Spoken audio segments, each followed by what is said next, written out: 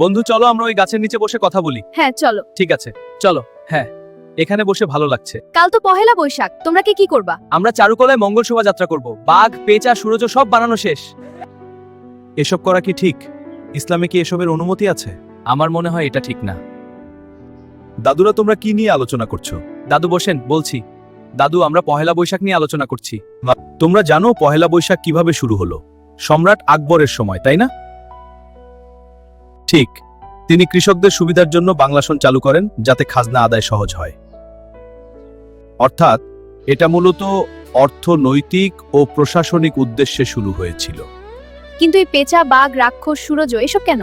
বাঘ শক্তি, পেঁচা সতর্কতা, সুরজ নতুন শুরু, ময়ূর সৌন্দর্য। এগুলো প্রতীক মাত্র, আনন্দ প্রকাশের জন্য। তবে এগুলো বিশেষ ধর্মের প্রতীক।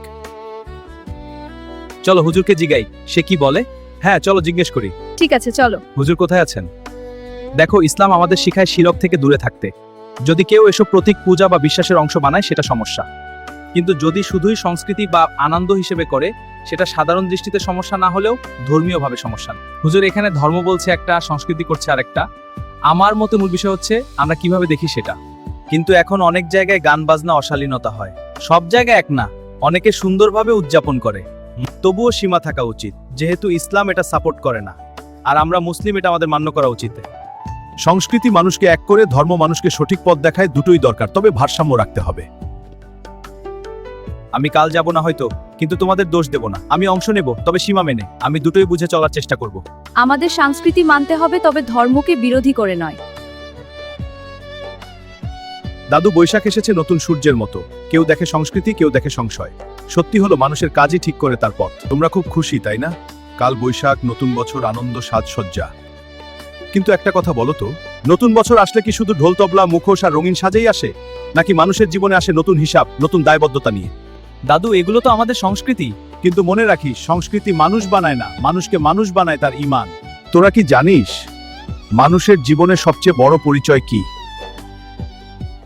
দাদু, সে বাঙালি না সে শিক্ষিত, এটা না সবচেয়ে বড় পরিচয়। সে একজন মুসলিম, সে আল্লাহর বান্দা।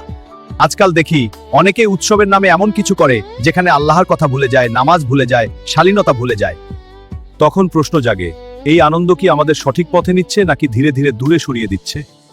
তাহলে কি এসব করা ভুল দাদু? ভুল আর ঠিক এটা নির্ভর করে তোর নিয়ত আর কাজের উপর।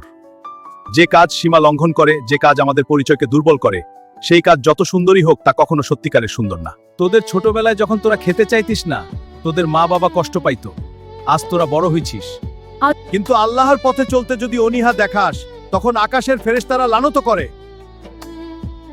এই দুনিয়ার আনন্দ একদিন শেষ হয়ে যাবে, কিন্তু আল্লাহর সন্তুষ্টি সেটা চিরস্থায়ী। যেখানে ধর্ম আর সংস্কৃতি মুখোমুখি দাঁড়ায়, সেখানে একজন মুমিন কখনো দ্বিধায় থাকে না। সে জানে প্রথমে আল্লাহ, তারপর সবকিছু। তোরা যদি আনন্দ করিস কর, আমি থামাবো না। কিন্তু একটা কথা মনে রাখিস, যে আনন্দে আল্লাহর অসন্তুষ্টি আছে, সে আনন্দ আসলে আনন্দ না, সেটা পরীক্ষা। দাদু, আমরা আর এই মানবসৃষ্ট অপসংস্কৃতি পালন করব না। ভিডিওটি দেখার জন্য ধন্যবাদ।